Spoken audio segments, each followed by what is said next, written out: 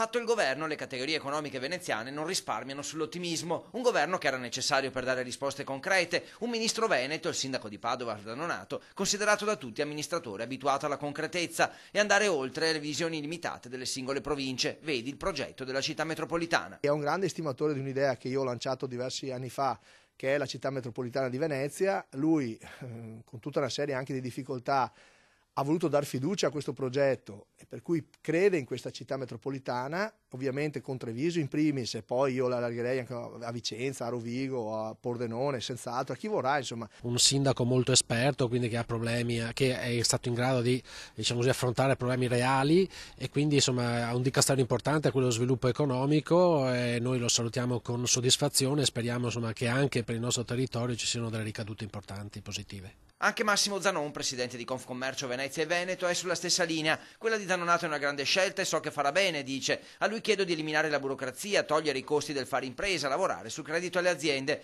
Le priorità dunque per industriali, artigiani e commercianti sono poche. Gli esodati, il rilancio economico, dando alle imprese i soldi che avanzano dalle pubbliche amministrazioni, la pressione fiscale da alleggerire e la legge elettorale. Le richieste sono quelle di affrontare le emergenze fiscali ed economiche perché insomma tra qualche mese assisteremo a un vero e proprio bombardamento fiscale dovuto all'aumento dell'IVA previsto dal 1° di luglio, alla Tares che sicuramente si farà sentire nei prossimi mesi, all'IMU sui capannoni. Quanto a considerare il Veneto poco rappresentato, affermazione inutile, dalla crisi l'Italia deve uscire unita.